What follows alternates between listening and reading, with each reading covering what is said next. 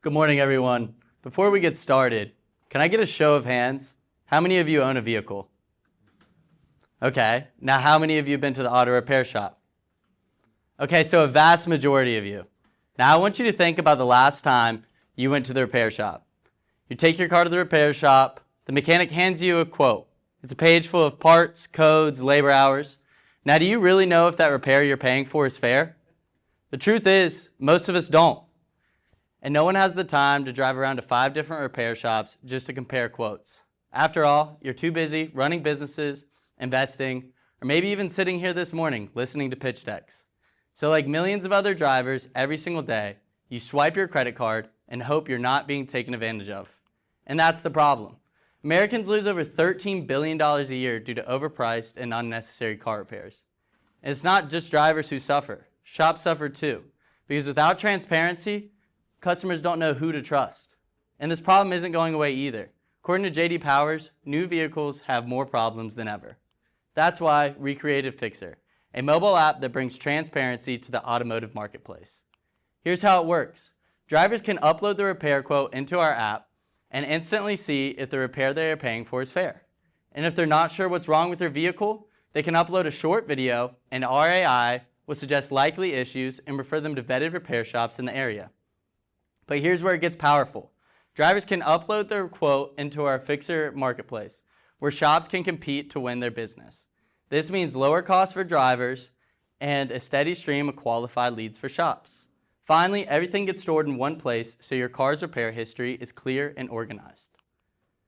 So far, we launched our beta version in March, and we've had over 40 drivers download and test the app, with multiple 5-star reviews, including one driver saying, "I'm so glad I scanned my repair quote. The shop was blatantly scamming me." And it's not just drivers who are showing interest. Multiple mechanics have reached out asking to join the FIXXR marketplace once it's live. This means both shops and drivers see the value in our solution.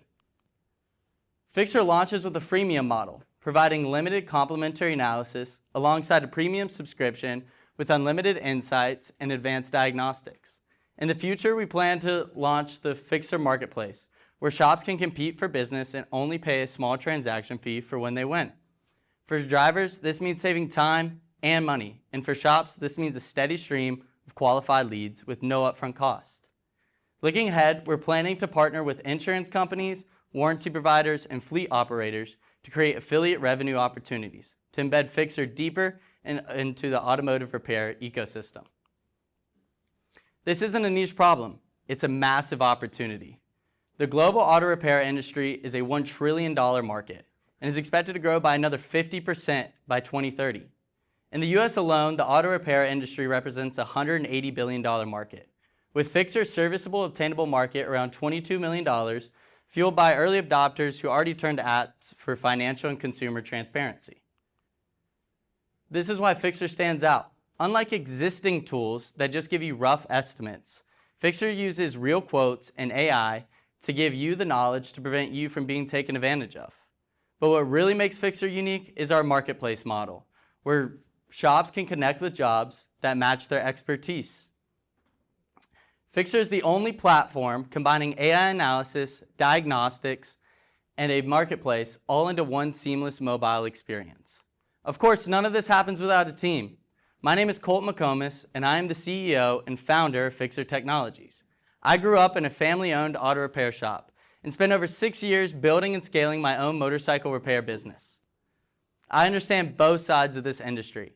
I understand the pain points of both drivers and shops. I'm also a mechanical engineering student at UNC Charlotte. Cecile is our lead developer, a full-stack engineer with over 3.5 years of experience building and scaling software applications, some to even over 100,000 downloads.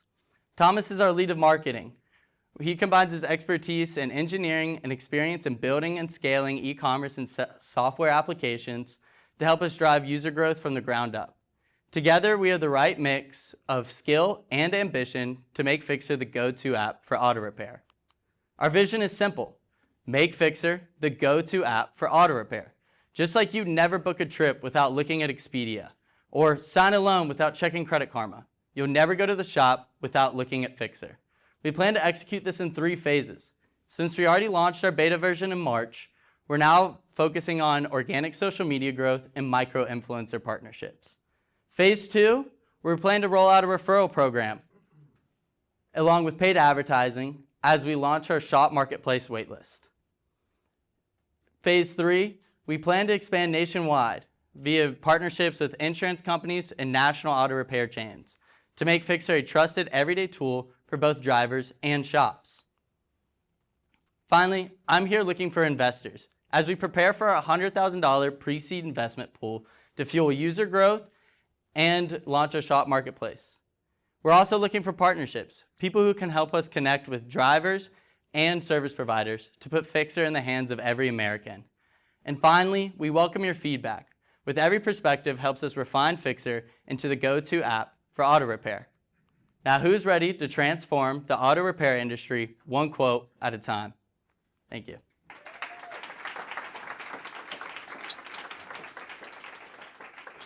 Colton, nice job. Shout out to UNC Charlotte. I'm an adjunct professor over there, so go Niners. So couple things. You did a great job with the 8 things that I'm looking for. What's the question you get every time you do this presentation? Because I'm going to ask it right now. Why can't I just use ChatGPT to upload my quote and my video? What differentiates you from that? Well, what really sets us apart is our marketplace model. So you can't just upload your quote into ChatGPT and say, hey, get me a bunch of other estimates. You can't do that. And ChatGPT also, it's very limited on its knowledge. I mean, not a lot of people know that ChatGPT's knowledge only goes up to 2023. Our AI uses real data and actual data sets about the marketplace.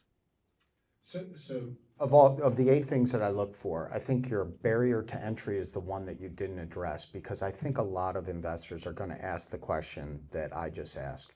I'd hit it up front. And so your answer to that, put it in your slides and say, hey, here is how we're different than ChatGPT. This is why we built a specific solution to this problem. By the way, I have a use case that I just went through. My Jeep wouldn't turn over. I was told it was either the starter or the starter ignition switch. I swapped out the starter and it still happened. So if I could have taken a video and have known it was the ignition switch, it's going to save me a towing that I'm going to have to do, as well as an additional expense to get that switched out. So your problem is spot on. I bet you everybody in this room hates going to a mechanic because I feel stupid. I just don't know what to do. So the problem is there. But I would want to know, okay, well, how are you differentiated from just a generic Perplexity or ChatGPT? Because I have found those solutions to be very powerful in some of the things that I'm doing. Another feedback is, so I said that I do a lot of research up front. Check your name and website. It was really hard to find you on the web. I found you in LinkedIn, no problem.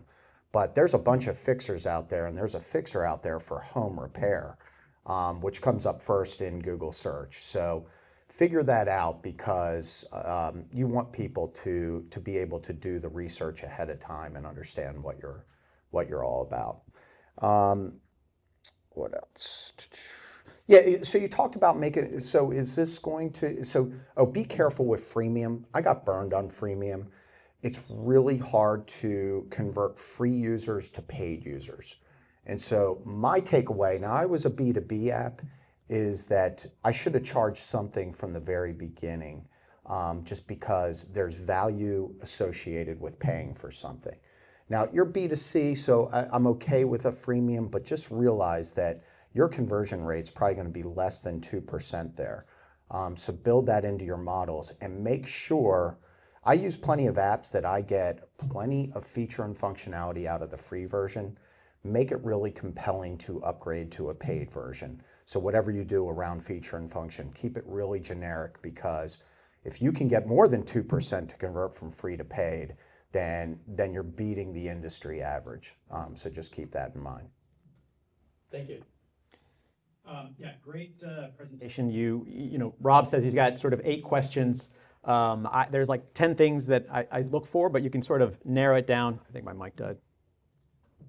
narrowed down to 3, and that is opportunity, vehicle, and ask. Are you going after a well-researched opportunity? Is there something there to go after? The vehicle is sort of what you've built, what you've put together, your company, your marketing plan, all that. And then the ask, sort of the where you are today, where you could be, and how you're going to get there with what you're asking for. If you could go back to your market slide, if I can go see that real quick.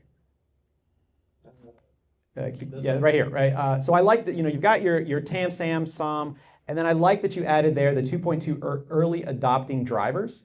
So I think this is what I was commenting on with the first pitch is, can we sort of quantify the people who are most likely to go after something like this first? And so this is helpful to see, like, hey, we know who those early adopting drivers might be. The only downside to that, to Rob's point, and this is something that every investor is asking all the time, is, well, what about ChatGPT, right? What are those AI solutions now? How is AI, evolving so quickly that is this going to be a direct threat? And I think to Rob's point also, just including that in the pitch where you can, in your opening story, just add, here's this was, I typed this into ChatGPT and here's what I got. I'm not able to do a whole lot with it. And now here's my solution. Just hit it head on. Yeah, I agree. To go further into your SOM, I actually have a supporting slide that breaks down exactly where the SOM comes from. Your slides are great. Yeah. And people make fun of that competition slide. I love it. I mean, you always are the winner because you're the solution, but I think it paints the picture as how you're differentiated. So a lot of people say, I don't like that. I love that slide, but I think your slides are really, really well done. Thank you. One question on reach. You had mentioned some partnerships that you're able to kind of get user acquisition through partners. Are you talking to any partners now? Not currently, no. No. Definitely in the future, we want to look for partners. I'd be very curious if you have some of these early partner conversations, what their hangups are, like what their thoughts or concerns are. If you're able to get into some of those partner conversations early on and just see what their thoughts are, because they might be seeing other things that need to be considered at an earlier stage as well. Perfect. That's a great thing to think about. So with that, I think we've got time here for a question or two. So let's get one from the audience. We have an eager. I can help. Once I meet a mechanic and I have a trusted relationship with him, Mhm. and I feel that he's not taking advantage of me, and I have a little bit of rudimentary understanding. How does this maintain or factor into our relationship where I already trust the mechanic? And if you would rephrase the question for the video. So you're asking, how does this, if you already established a relationship, how does this grow your relationship further on with the mechanic you already have? Well, good for you. You found a mechanic that you can have a relationship with. I think this app is going to help build more of those relations, but also, there's more features of the app than just connecting you with mechanics. I have this one feature, and I don't want to say this out loud, but it's like the dad you never had. If you don't know what's wrong with your vehicle, you can upload a short video, and AI will tell you, what could be the problems to go to. And, maybe you don't need a suggested shop. You have Tim down the street that'll help you out. Let's go with the one in the back. If I'm a national auto chain and you're trying to partner with me, how are you going to mitigate my risk of being exposed as overpricing, inflated margins, and potentially bad customer service? How are you mitigating my risk as an auto repair shop? Well, the main goal with FIXXR is we want to only have vetted repair shops, people that we trust and that we know that our users can trust as well. So if you are a vetted repair shop, then you have no problem. You're not going to come up as, overpriced or unnecessary repairs. You've already gone through our vetting process.